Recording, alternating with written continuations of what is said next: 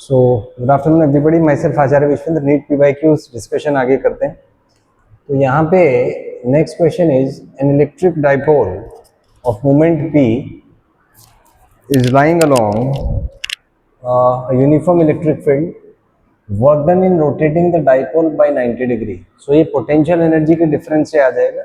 जैसे कि यहाँ पे दिखाया गया work done is change in potential energy, तो यहाँ से इनिशियल एंगल 0, फाइनल 90। तो सॉल्व करेंगे आपका P ही आ जाएगा। सो D will be the correct option over here, D आ जाएगा। Next is an electric dipole has the magnitude of its charge is Q and dipole moment P। ठीक है, if its dipole moment is along the direction of the field, then force on it and potential energy are respectively। तो यहाँ पे theta आपको 0 दिया है, तो uniform electric field है तो फोर्स तो 0 होगा, तो एक ही ऑप्शन में है, C will be correct over here, C आ जाएगा। Next is point lies on the perpendicular bisector. ठीक है, देन द इलेक्ट्रिक फील्ड तो 1/r³ के प्रोपोर्शनल होता है।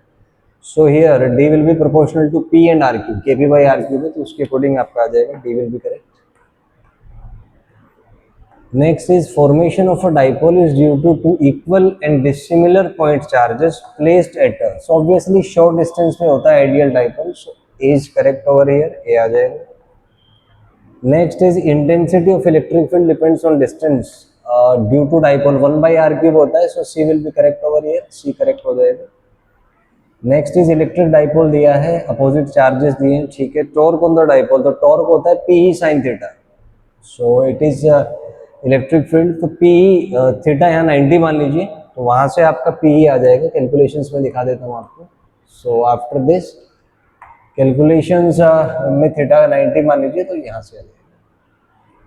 Next question is electric flux and Gauss law. तो इसमें sphere encloses a dipole, so the total electric flux, तो net charge 0 है, तो टोटल फ्लक्स में 0 आ जाएगा, D will be correct over here.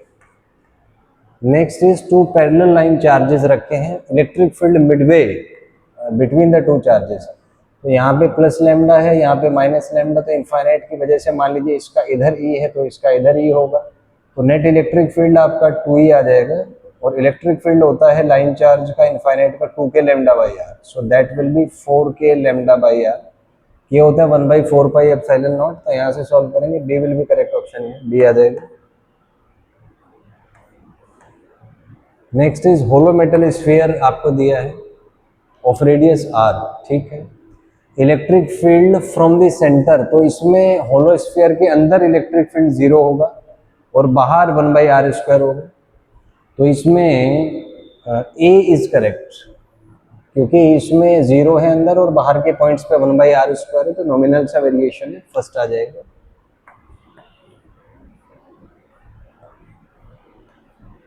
Next है यहाँ पे electric field in a certain region is radially outward given by E is equals to AR। Charge content in sphere of radius is centred at the origin, तो जैसा कि यहाँ पे दिखाया गया है, हम टोटल फ्लक्स कैलकुलेट करेंगे, तो वो हो जाएगा ES cos थीटा, थीटा यहाँ पे 0 है तो ES आ जाएगा।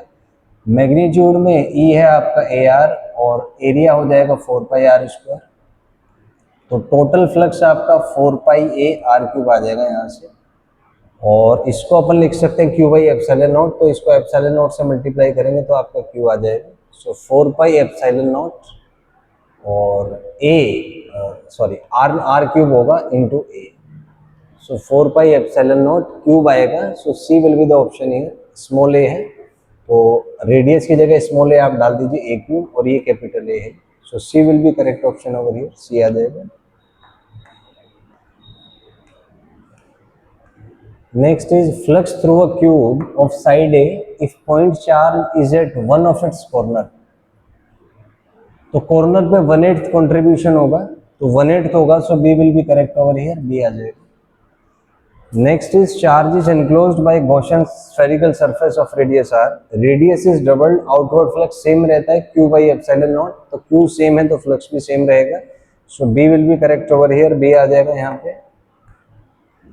नेक्स्ट यहाँ पे square surface of side L is in the plane of paper is placed acting along the same plane at an angle theta with horizontal side. ठीक है, the electric flux link to the surface is, तो जाहिर सी बात है area के perpendicular है तो यहाँ पे 0 आ जाएगा क्योंकि एरिया वेक्टर बाहर होगा। इलेक्ट्रिक फील्ड और एरिया वेक्टर के बीच का एंगल 90 है।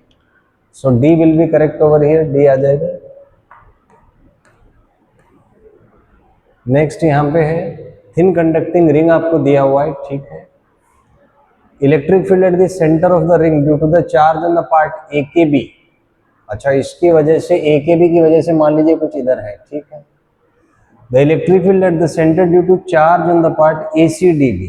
तो इसमें कंसेप्ट देखें कि नेट इलेक्ट्रिक फील्ड 0 होता है, तो इसका अगर ई होगा तो बाकी की वजह से इसके अपोजिट होगा, तो ये आएगा along okay. So along okay आएगा और सेम होगा, तो बी यहाँ पे करेक्ट हो जाएगा, B will be correct over here. Next है होलो सिलेंडर दिया हुआ है, चार्ज है इसमें क्यू, फाई जो है इलेक्ट्रिक फ्लक्स है कर्व्ड सरफेस का, ठीक है। Flux linked with the plane surface, तो इसमें टोटल फ्लक्स जो है यहाँ पे वो आपका क्यू बाई एप्सिलॉन नॉट आ जाएगा। टोटल फ्लक्स को हम लिख सकते हैं curved surface plus twice of plane surface जो होगा क्यू बाई एप्सिलॉन नॉट। तो यहाँ से ट्वाइस ऑफ फाई डैश आपका आ जाएगा Q by epsilon not minus phi, तो फाई डैश आपका आ जाएगा Q by 2 epsilon not minus phi by 2।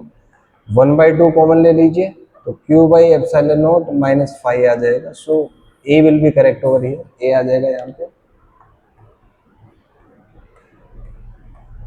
Next is square surface आपको दिया हुआ है, रिपीट हो रहा है क्वेश्चन, तो इसमें 0 आ जाएगा क्योंकि एरिया वेक्टर इसके परपेंडिकुलर होगा यहाँ से। नेक्स्ट है charge is located at the centre of a cube, ठीक है। तो electric flux through any face, तो टोटल फ्लक्स होगा Q by epsilon not, symmetrical है तो हर एक से सेम आएगा, तो Q by 6 epsilon not. So D option में आ जाएगा आपका, D will be correct. Next है चार्ज दिया हुआ है सेंटर ऑफ अ क्यूब पे है, इलेक्ट्रिक फ्लक्स डाइवर्जिंग, इसी का एप्लीकेशन है क्यू बाई 6 एप्सिलॉन नॉट का, तो क्यू बाई 6 एप्सिलॉन नॉट आ जाएगा, तो C will be correct over here, C आ जाएगा यहाँ पे। नेक्स्ट है charge is placed at the corner of a cube of side 8, ठीक है।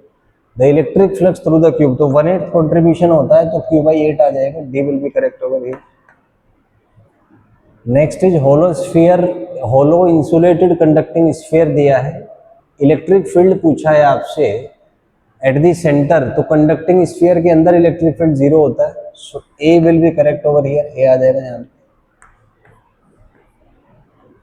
नेक्स्ट है point charge is placed at the mid point of a cube of side L, ठीक है। द इलेक्ट्रिक फ्लक्स, तो टोटल चार्ज बाई एप्सिलॉन, तो Q by epsilon not आ जाएगा, simple सा एप्लीकेशन है, A option will be correct.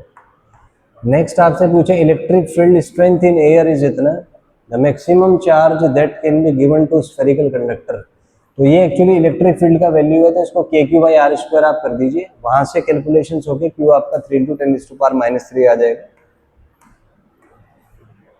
Next है 2 spherical conductors आपको दिए हैं, spheres are connected by a conducting wire, तो इसमें कंसेप्ट क्या है, जब ये कंडक्टिंग वायर से कनेक्ट होंगे तो charge will start flowing from higher to lower potential, तो और वो तब तक फ्लो होता रहेगा जब तक दोनों का पोटेंशियल सेम नहीं होता, मतलब फाइनल स्टेट में दोनों का पोटेंशियल सेम हो जाएगा।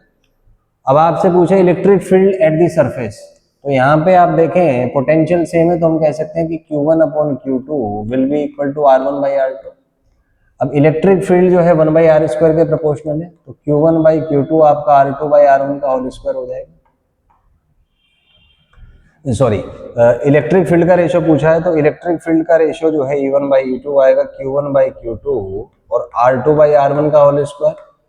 अब Q1/Q2 मेरा R1/R2 है, तो इसको सॉल्व करेंगे, ये एक पावर कैंसिल कर देगा, तो ये आपका R2/R1 आ जाएगा यहाँ से। सो R2/R1, सो 2:1 आ जाएगा, C will be correct over here. Just a moment. Ratio of magnitude of electric fields.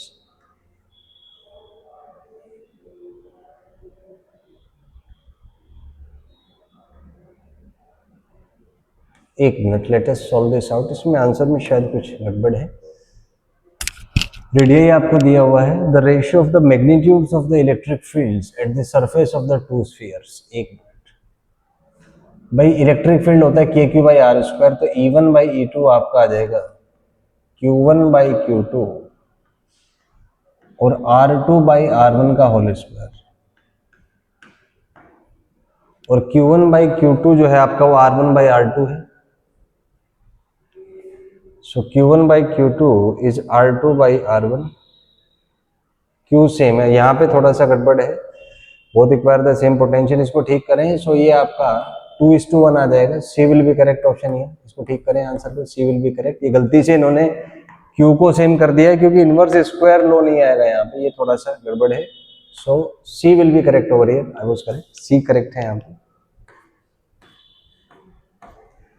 So this was a discussion regarding the chapter electric charge and fields.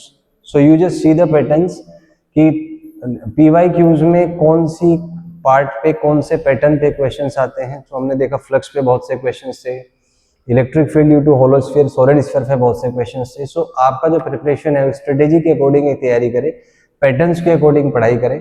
Pattern बना के आप पढ़ेंगे तभी वो एग्जाम में यूज होगा और तभी आपका रिजल्ट उसमें अच्छा आ पाएगा। So if you have any doubt you can ask in the comment section. Thank you and have a nice day.